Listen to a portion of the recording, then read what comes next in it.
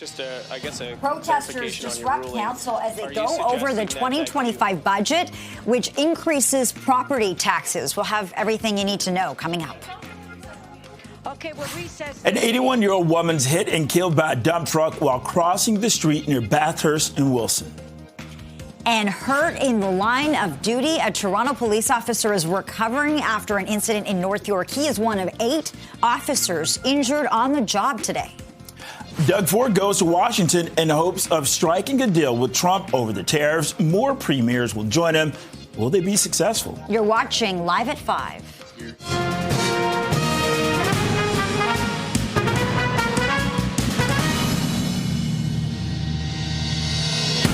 Good evening. I'm Bakari Savage. And I'm Lena Latifat. Thank you for joining us here on Live at 5. It is budget day at City Hall, but the meeting was disrupted this afternoon by protesters. Just a clarification on your ruling. Are you suggesting then that you...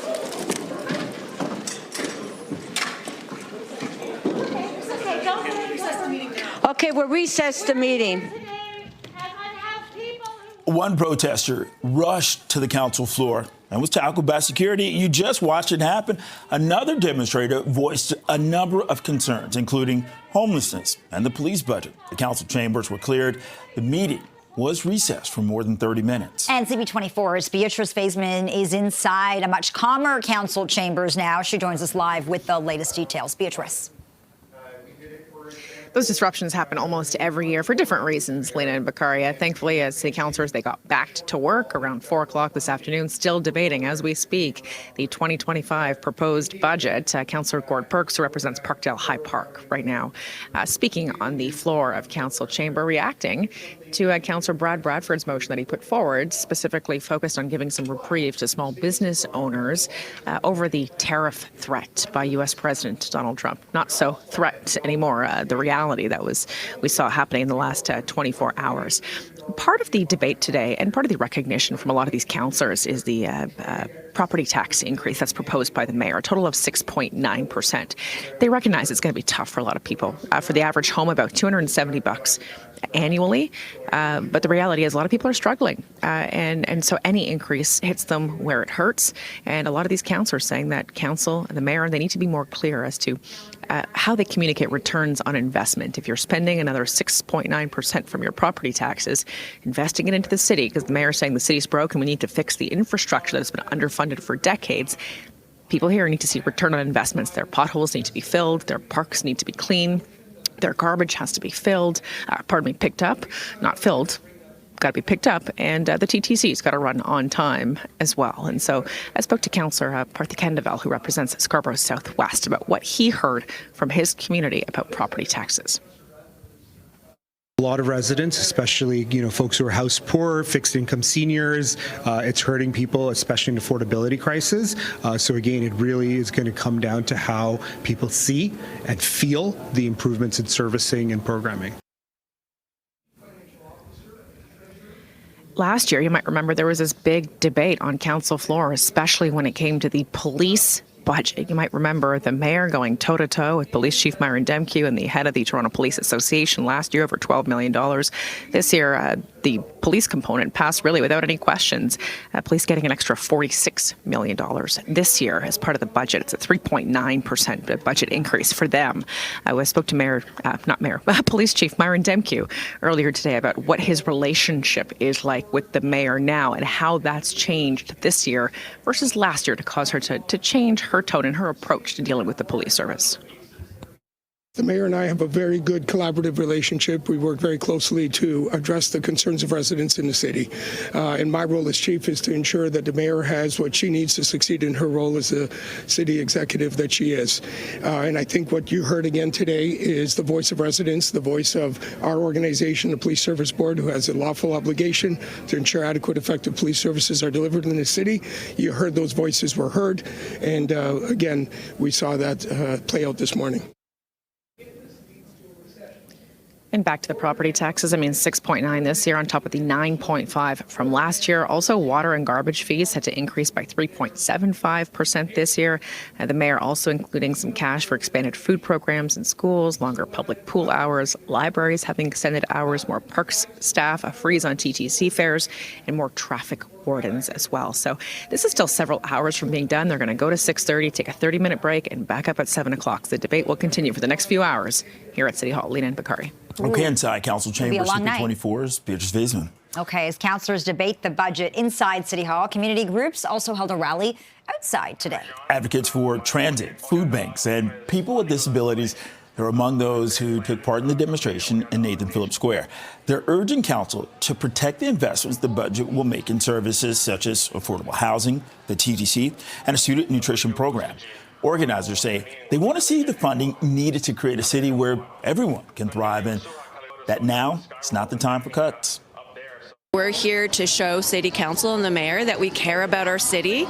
We're pretty happy with the budget that the Mayor presented on January 30th, but the level of crisis in our city is so dire that we are calling for more investments and a rethink on the increase to the police budget as well.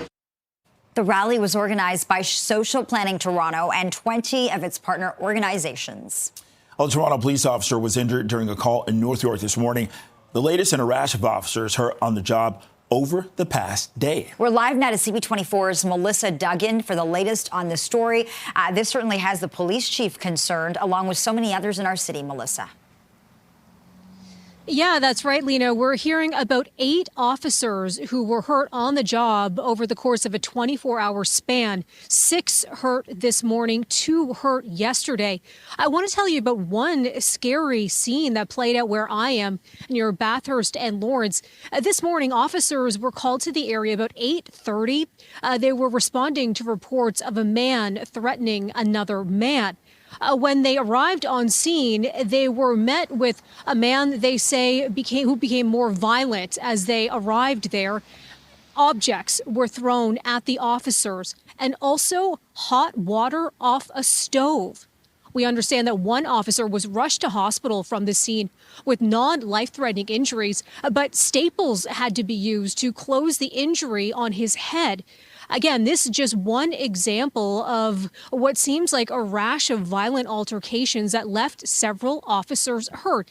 We did hear today from Toronto Police Chief Myron Demke talking about these 8 officers who were hurt on the job. Here's some of what he had to say. We've had a tough 24 hours. We've been receiving briefings on 8 officers that have experienced injuries as a result of some of their frontline work. And it speaks to the incredible dedication of our members and incredible challenging circumstances that they work under. And, this morning was a sobering moment for us, has been for me as the chief, when I am being briefed on the injuries our officers are experiencing. Are any of them serious, Chief? Well, they're serious to the extent that they required some medical treatment in a hospital, but everybody's out of hospital and will be fine and recovering. Chief Myron Demke also sharing a statement online. It says in part, policing is a tough, unpredictable, and dangerous job, and our officers are committed to serving our communities to the best of their abilities. As for what happened here at this scene at Bathurst and Lawrence this morning, the man who was involved, the suspect, he was also hurt in this scene that played out. It's unclear how he sustained those injuries. He was taken to hospital, also arrested. It's not clear what charges he may be facing. And Bakari and Lena, I want to tell you a little bit more about some of the other injuries that were sustained over this 24-hour period. They also included a cut ear for one officer and a torn Achilles tendon. So certainly some scary moments for Toronto police. Back to you. Yeah, 8 officers injured on the job. How concerning. Melissa Duggan reporting on this tonight. Thank you, Melissa. Switching gears, let's get a check on that evening commute with CP24's traffic specialist, Adjoa and Siayawa. This is the calm before the storm, I guess, Adjoa. You can say that. Unfortunately or fortunately, right now things are dry and it's still slow because it's rush hour, but at least we're not seeing any precipitation. I'm not seeing that white stuff anywhere on the highways, but I am seeing problems hindering your drive. So if you're trying to make your way home, pack a little bit of patience. You're going to need that on the northbound 427 in particular. So northbound 427, this is on the approach to Dixon. Center lane blocked with this collision involving a couple of vehicles and a transport truck. Tows on scene, but I'm not seeing any emergency vehicles. So this is why your drive is pretty busy as you navigate through. And then on the QEW, if you're coming in on the Toronto-bound side, is very busy from approaching Mississauga Road all the way out towards Cawthra. That's because of another collision involving a transport that does have the right lane occupied. Once you're on the 401 itself, all earlier issues have cleared, but it is rush hour, so it's pretty busy as you make your way across the top of the city and continue further east into Durham and out through Hamilton on the eastbound lanes of the 403 at Aberdeen. Crews on scene of a collision that's blocking the right lane, so a very busy afternoon. I'll send it back to both of you. All right, thanks a lot for the update, Adge. An elderly woman is dead after being hit by a dump truck in North York. It happened around 10:45 this morning in the area of Wilson and Bathurst. Police say an 81-year-old woman was walking through the crosswalk northbound on Wilson when she was struck by a dump truck that was turning right onto Wilson. Police say people in the area attempted first aid, but that woman succumbed to her injuries. Well, CP24 has obtained surveillance footage from the scene. It shows the woman crossing the street and the truck turning. We've frozen the video before the moment of impact. We're very early in the investigation, but I'm told that the driver is cooperating, and it's too early to tell about charges. As I mentioned, we're still reviewing video, we're still interviewing witnesses, and it's very early on in the investigation. And police are asking anybody with information and surveillance video from the area to get in touch. An early morning house fire in Brampton. It's being investigated. A security camera from a neighboring home on Hillcrest Avenue captured a flash in the home, and then two people can be seen walking away. This was around 1 a.m. Within minutes, smoke was pouring out of the home and flames were visible when firefighters arrived. En route, crews had a header of heavy black smoke and subsequently upgraded to a second alarm. On arrival, they had fire showing from multiple openings of this detached two-story home. Subsequently initiated primary searches and fire attack, and were able to bring the fire under control in a short amount of time. One person was sent to hospital for treatment, but later released. Brampton Fire, Hill Police, and the Fire Marshal's office, they're all investigating. Well, the city is preparing to be hit by another winter storm. Here we go again. A special weather statement's in effect for the GTA and other parts of southern Ontario. Environment Canada says the system could bring more than 15 centimeters of snow with it. The agency says that the snowfall is expected to begin tomorrow evening and will likely transition to freezing rain or rain overnight or Thursday morning. It is warning of hazardous travel conditions and urging drivers to consider staying off the roads unless it's essential. Areas north of Toronto could see 20 to 40 centimeters of snow. It is now 5:12 -4. You're watching Live at 5. Doug Ford addressed the U.S. Chamber of Commerce today and proposed an alliance aimed at improving critical mineral supplies.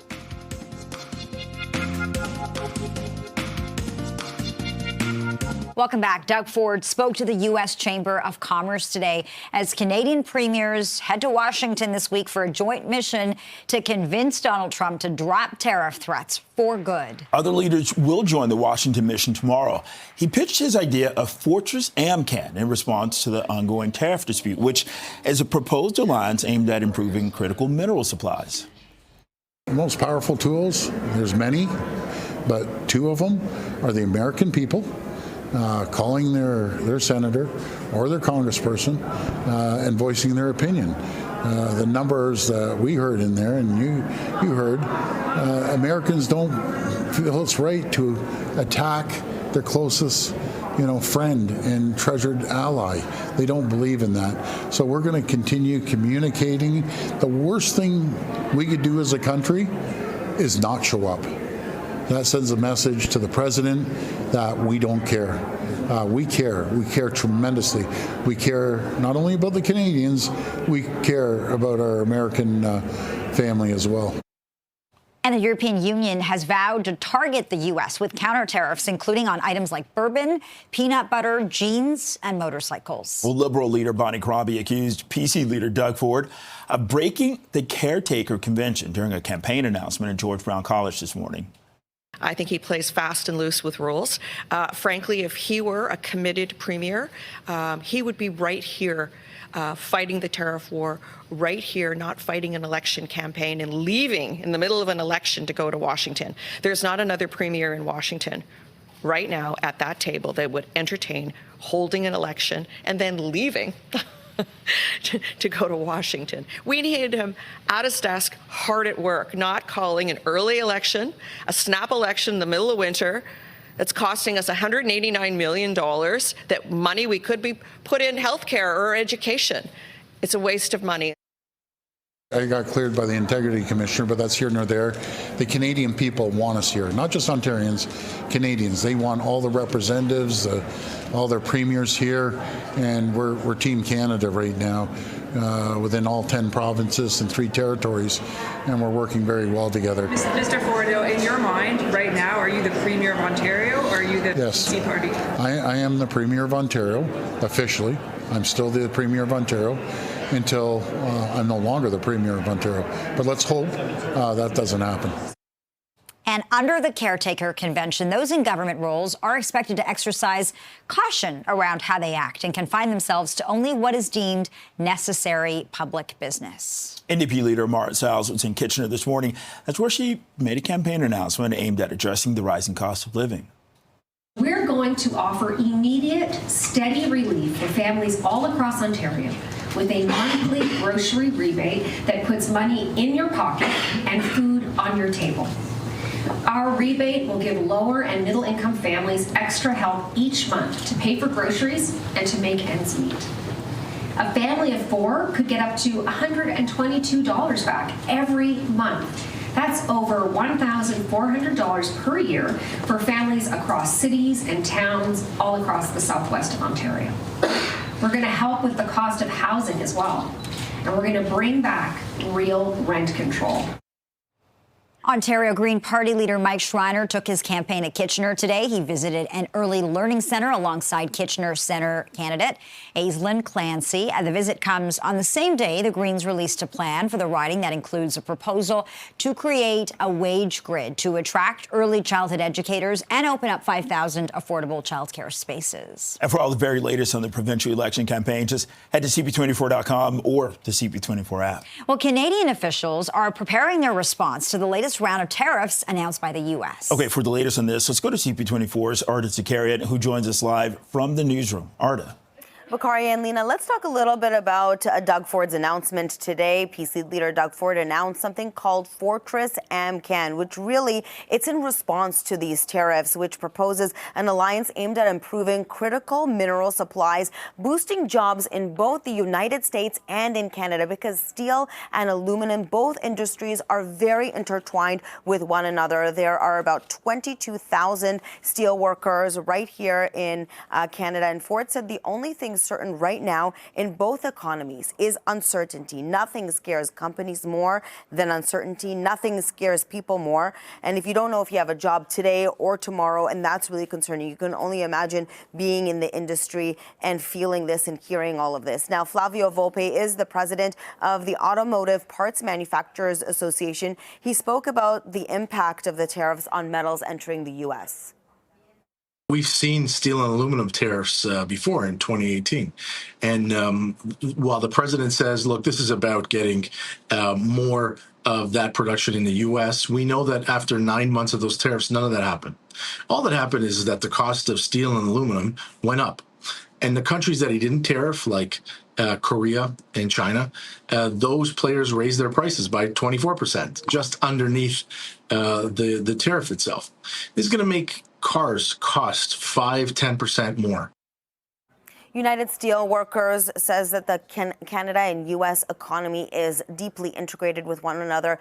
$20 billion worth of steel is traded between the two countries every year. Back to you. All right, Arda Zakarian live in our newsroom tonight. Arda, thanks so much. You're watching Live at 5 on Toronto's Breaking News, CP24. U.S. President Donald Trump met with Jordan's king at the White House today and repeated his plan for the U.S. to take control of the Gaza Strip.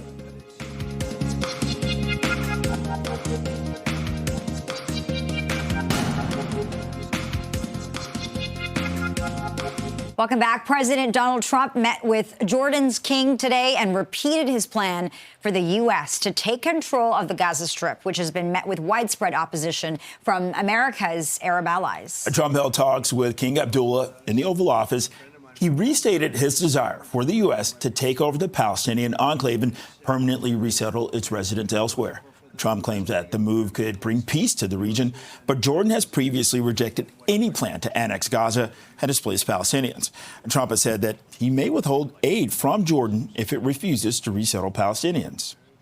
They're going to be living safely. They're not going to be killed, murdered, and having to leave every 10 years, because I've been watching this for so many years. It's nothing but trouble. Everyone's being killed. They're being robbed. It's like living in hell. And they're going to end up having a great home, great families that don't have to get mugged and killed and beaten up and harassed by Hamas and everybody else.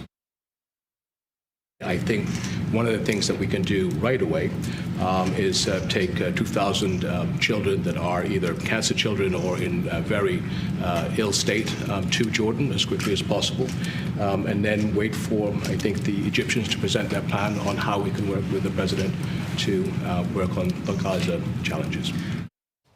And meantime, the Israeli military says Hamas has been holding on to the body of an elderly man killed during the October 7th attack. The Israel Defense Forces says 85-year-old Shlomo Mansour was abducted from his kibbutz and murdered. Then his body was taken to Gaza. He was the oldest hostage taken by Hamas during its attack on Israel.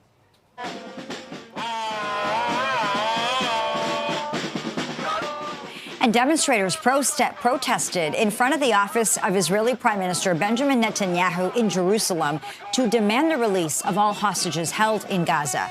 It comes after Hamas threatened to delay the next planned release of hostages, accusing Israel of ceasefire violations. Netanyahu has said Israel remains determined to get all the hostages back. It's 5:25, holding at 4 below zero. This is Live at 5. Well, the Invictus Games are underway in Vancouver. Coming up right after this, CTV News chief anchor Omar Sachedina had a chance to catch up with Prince Harry. The Invictus Games kicked off this weekend in Vancouver. CTV News chief anchor Omar Sachedina, he had a chance to catch up with the event's founder, Prince Harry, about the lasting impact of the Games. 10 years ago, we created the platform to give every one of them the opportunity to shine and to be recognized for the sacrifices and the service that they've given. So, you know, as I continue to say over and over again, I wish we weren't in this position 10 years later when there are so many people that need the Games. But yeah, no, I think about it a lot. I think about it when I'm not here with them. You know, we do these games every 2 years, and the last Games was a year and a half ago in Düsseldorf. And in between the Games, I'm constantly thinking about, you know, the new stories. Who are we going to get to meet this next time? Well, you can catch Omar's full interview with Prince Harry Thursday night at 10:30 on CTV. You're watching Toronto's breaking news, CP24, live at 5 here. 8 police officers have been injured in the line of duty in the city in the past 24 hours. We'll hear from Toronto's top cop next.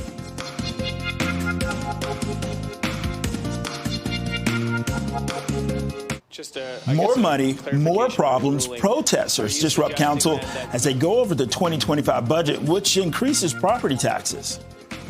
An 81-year-old woman is hit and killed by a dump truck while crossing the street near Bathurst and Wilson. We'll tell you more.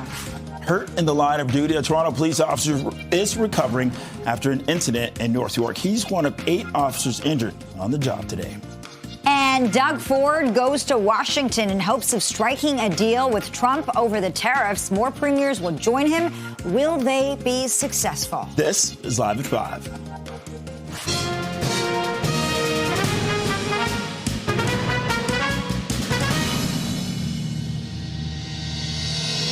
Good evening, and thank you for joining us. I'm Lena Latafat. Matt Bakari Savage, a Toronto police officer, was injured during a call in North York this morning. The latest in a rash of officers hurt on the job over the past day. Yeah, for the very latest on this, let's go live to CP24's Melissa Duggan. Melissa. Alina, some unfortunate reminders today of the real risks that officers face on the job. We're hearing about 8 officers hurt in just the span of 24 hours, 6 of them this morning, 2 of them yesterday. I'm near the scene of one of the calls that officers responded to today, near Bathurst and Lawrence. Officers responding to reports here of a man being threatened. They got to the scene at about 8:30 this morning, and that's where they met with a man who became violent. That's according to Toronto police. Something happened when they met each other here. Some altercation erupted that saw the man at the scene throw an object at officers and also hot water from a stove. One officer rushed to hospital with an injury to the head. Those injuries described as non-life-threatening, but the officer had to get staples to the head.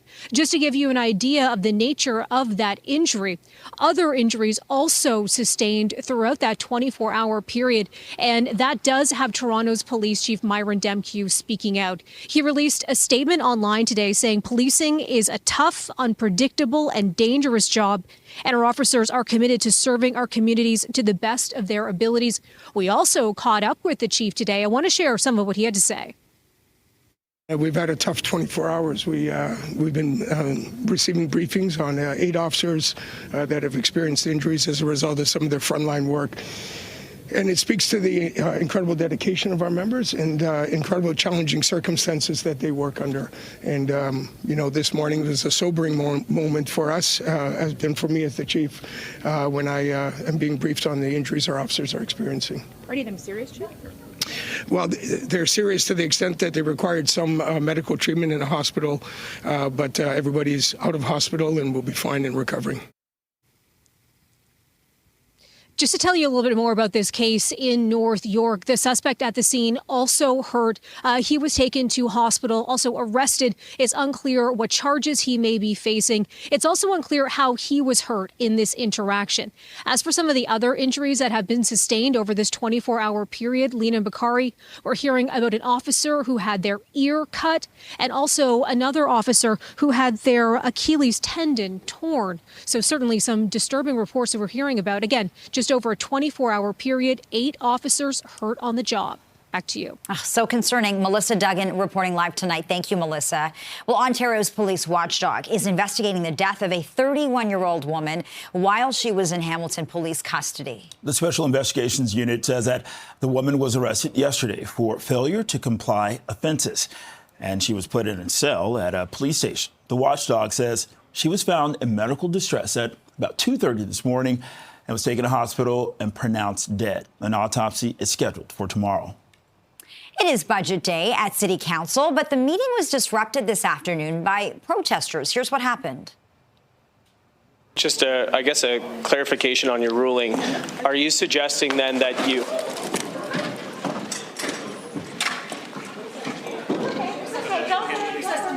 Okay, we'll recess the meeting.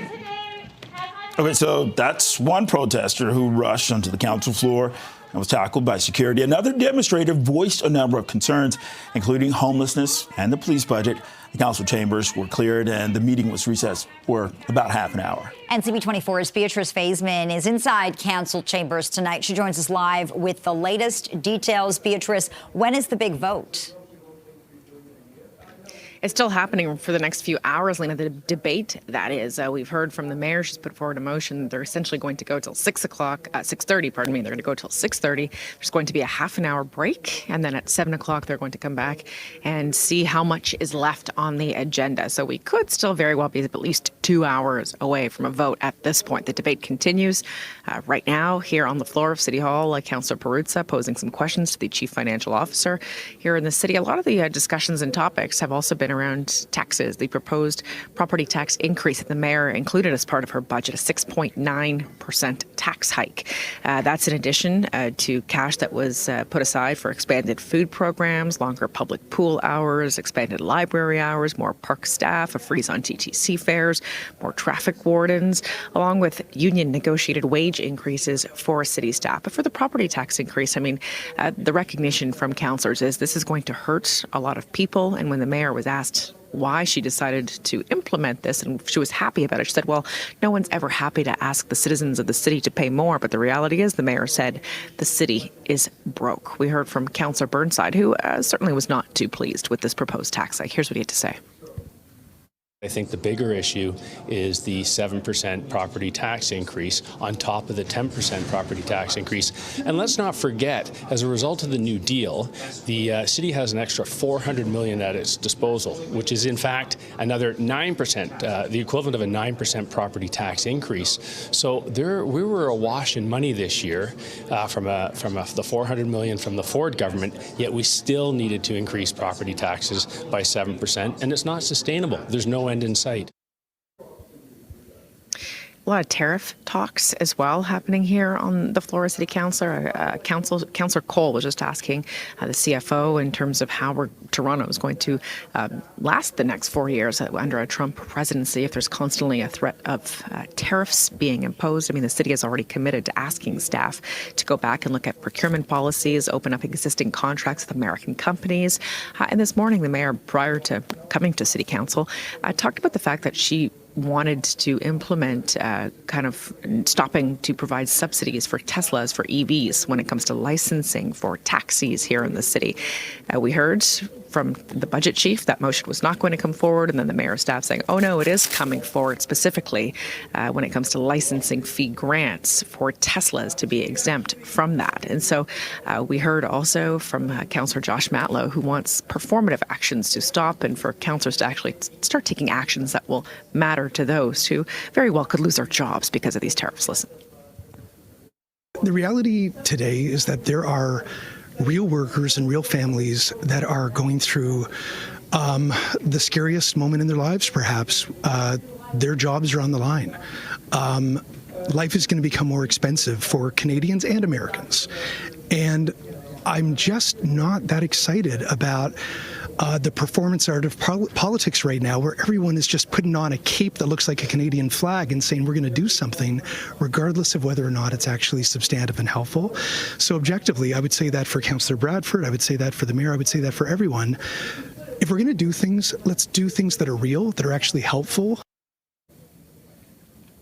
So Councillor Bradford brought forward a motion to help support small business owners and give them a break on the property tax increase that was discussed here. It hasn't been voted on yet. In all likelihood, will not pass here on the floor of council chambers. But the spirited discussion continues. Here we are just after 5:30. They've got another hour to go, and then a break, and then back at 7 o'clock for more action here at Toronto City Hall. Back to you. Okay, could be a long night. Hope you have snacks with you there, Beatrice. Thanks so much. All right, now it's 5:39. Let's get a check on the evening commute with CP24's traffic specialist, Angela. No such thing as rush hour. It's true. It's true. I wish I had better news, but it is slow pretty much all the time during the GTA. A little bit slower than normal, though, if you're coming on the Toronto-bound lanes of the QEW. Very busy because of problems I've been watching. So Toronto-bound on the QEW through Cawthra. Transport truck involved in a collision, still there blocking that right lane and shoulder. They are waiting on heavy tow. It has not arrived yet, so this is a sign that this could be there for the next little bit. Now we have emergency crews that have blocked the partial piece of the on-ramp from Cawthra to the Toronto-bound QEW. Because of both of these situations, it's really, really slow from before Erin Mills Parkway. Then on to the northbound 427, pretty jammed right on off the 401 up to approaching Dixon. That's where you're running into this other collision that is blocking that center lane. Again, not seeing really any emergency crews except for a tow truck. 401 problem free, and that's the good news, and that's where the good news ends. Still busy across the top of the city as you make your way through, starting to break up through this Leslie stretch. And off the major routes, we still have this collision reported on Bloor and Parliament. Lena Bakari, I'll send it back to you. An elderly woman is dead after being struck by a dump truck in North York. This happened around 10:45 this morning in the area of Wilson and Bathurst. Police say an 81-year-old woman was walking through the crosswalk northbound on Wilson. That's when she was hit by a dump truck, which was turning right onto Wilson. And police say that people in the area attempted first aid, but she succumbed to her injuries. And CP24 has obtained surveillance footage from the scene. It shows the woman crossing the street and the truck turning. We have frozen the video before the moment of impact. Our traffic reconstructionists, they're experts at this, so we'll just wait before we pass judgment on it. But again, our hearts go out to the family of this woman who was struck, and we just ask people, especially, with the weather, it's not summer yet, just to drive safely, take your time. And police are asking people with any other surveillance video from that area to please come forward. An early morning house fire in Brampton is under investigation tonight. A security camera from a neighboring home on Hillcrest Avenue captured a flash in the home, and then two people can be seen walking away. This was around 1 o'clock in the morning. Within minutes, smoke was pouring out of the home. Flames were visible when firefighters got there. Initial reports leave us to believe that there may have been some type of suspicious activity that surrounds the cause. So that's part of the reason we're working with Peel Regional Police, and we've notified the Office of the Fire Marshal. The fire in the Queen and Kennedy area was quickly knocked down. One person was sent to hospital for treatment and later released. Well, the city's preparing to be hit by another winter storm. A special weather statement now in effect for the GTA and other parts of southern Ontario. Environment Canada says the system could bring more than 15 centimeters of snow with it. That's significant. The agency says the snowfall is expected to begin tomorrow evening, and it'll likely transition to freezing rain or rain overnight or on Thursday morning. We're giving you a live shot of the roads from one of our breaking news vehicles. You can see conditions are pretty good so far, but that is expected to change in the next 24 hours. Environment Canada also warning of hazardous travel conditions and urging drivers to really consider staying off the roads unless it is essential. Areas north of Toronto, by the way, could see even more snowfall. They could be looking at up to 40 centimeters of active weather. Right now it's 5:43, holding at 5 below zero, but feeling more like 11 below outside. This is Live at 5. Coming up, Prime Minister Justin Trudeau has announced who Canada's first fentanyl czar will be. We've got those details next.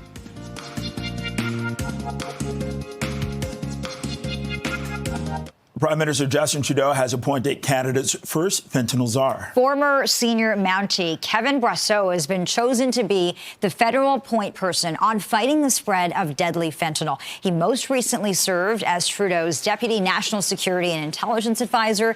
He's also worked as Deputy Commissioner and top cop of Manitoba's RCMP. Brosseau will work with U.S. counterparts to detect, disrupt, and dismantle the fentanyl trade.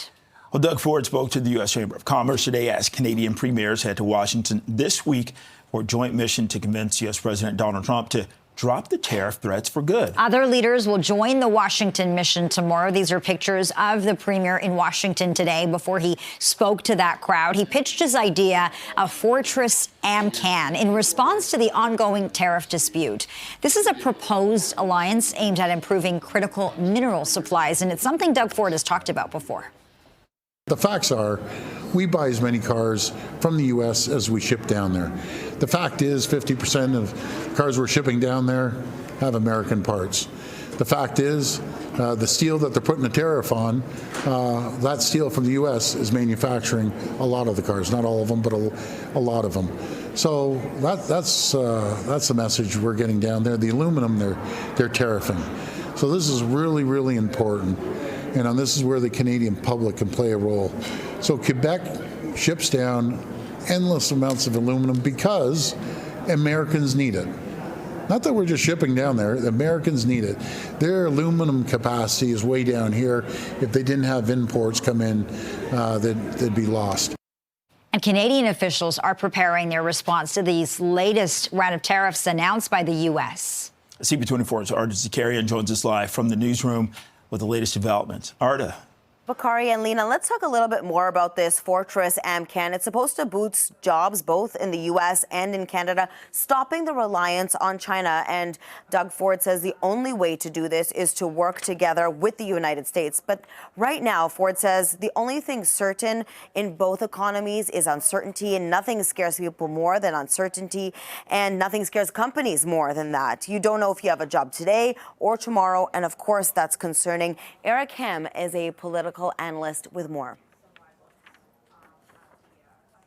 there is growing concern about these tariffs and about how far Donald Trump can go, because we do know that there is a free trade agreement that currently exists between the United States and Canada. But clearly what we're seeing, not only from what Donald Trump is doing internationally, but also what he's doing domestically, these agreements and these pacts simply don't mean much. United Steelworkers represents 225,000 members, and they say the Canada-U.S. economy is deeply integrated, with $20 billion worth of steel traded between the two countries every year. And in 2024, Canada exported $15.9 billion worth of aluminum to the U.S., making it by far their largest supplier, and imported $4.1 billion of aluminum, making and supporting thousands of jobs across the border in the United States. So what will happen to these numbers? What will happen to the economy, to the workers, and of course the Canadian consumer? The tariffs are for sure to affect all of these numbers. Back to you. Okay, CP24's Arta Zakarian joining us live from the newsroom. Arta, thank you. A new study is highlighting which Canadian cities will be hardest hit by U.S. tariffs. The Canadian Chamber of Commerce says Calgary, St. John, New Brunswick, and Windsor will suffer the worst consequences. The study used figures from Statistics Canada and found cities that export more goods south of the border as a share of their local economies were more likely to be affected. Coastal cities like Victoria and Halifax are expected to fare better as they provide more exports to Asia and Europe. It's 5:49, holding at 5 below zero. This is Live at 5. Coming up, we'll take a look at a new poll that suggests that if Mark Carney wins the Liberal leadership race, the party would be in a dead heat with the Conservatives. One of the frontrunners in the federal Liberal leadership race has outlined her plan to lower food prices. Chrystia Freeland is promising to cap profit margins for grocers on essential items for things like eggs, milk, and baby formula. She's also pledged to outlaw shrinkflation, which sees consumers paying the same price but getting less food. A new poll suggests that if Mark Carney wins the Liberal leadership race, he would erase the massive lead the Conservatives have enjoyed for the past year and a half. The Leger survey suggests the Liberals, led by Carney, would see a 6-point jump in support, bringing them to 37% and into a dead heat with the Tories. The poll shows the Liberals currently sit at 31% support, while the Conservatives are at 40% and New Democrats at 14%. Leger recorded a 6-point bump in Liberal support since January 26th, after weeks of headlines about U.S. President Donald Trump's tariff threats and calls for Canada to become the 51st state. The poll finds if Chrystia Freeland were to win the Liberal leadership, support would slide 3 points to 28%, with the Conservatives at 39%. Well, Carney was in Regina today. That's where he was asked how he would respond to Trump's tariffs. What we can do, what we must do as Canadians, is to be masters in our own home, to invest in Canada, to work as one country, as one team, to have one Canadian economy, not 13, to use all of our energy resources, part of your question as well, all of our energy resources to the benefit of Canadians. And that's what a Liberal government led by me will do. Carney says counter tariffs are just one of the cards that Canada could use in its response to the American tariffs. It's 5:54, holding at 5 below zero. This is Live at 5. Coming up, the Toronto Scepters return to the ice tonight for the first time in 10 days. Stay with us for more. Toronto Scepters on the power play once again. Hey, coming in with her. The Invictus Games kicked off this weekend in Vancouver. CTV News chief anchor Omar Sachedina had a chance to catch up with the event's founder, Prince Harry, about the lasting impact of the games. The amount of growth and healing that you witness is quite extraordinary. And some individuals who were physically shaking because of post-traumatic stress or just putting themselves in a really uncomfortable situation are now individuals who are showing and leading the way for the rest of these competitors who are coming into this for the first time. So we're just one big happy family helping each other out, which is great. And at the same time, demonstrating to so many people watching in the stands and watching at home that what you thought was impossible. You can catch Omar Sachedina's full interview with Prince Harry Thursday night at 10:30 on CTV. Well, the Toronto Scepters return to the ice tonight. Quick touches, and they score! The fourth-place Scepters haven't played since February 1st, mainly because of a break in the PWHL schedule. Tonight, They take on the Minnesota Frost, but they'll be without Sarah Nurse. She's been placed on long-term injured reserve after suffering a lower body injury on Thursday while playing for Canada's national women's team. The Scepters say she'll be out of the lineup indefinitely. Well, K9's looking to be crowned Best in Show. They're prancing around Manhattan. The 149th Westminster Dog Show, that is underway. This is the second oldest sporting event in the U.S. after the Kentucky Derby. More than 2,500 dogs representing 201 breeds are taking part. It's 5:59, holding at 5 below zero, but feeling more like 11 below. This is Toronto's breaking news, CP24. City Council continues to debate its budget. Councillors are expected to vote on this later tonight. We're going to leave you with a live look inside chambers. Thank you so much for watching. CTV News at 6 is coming up next.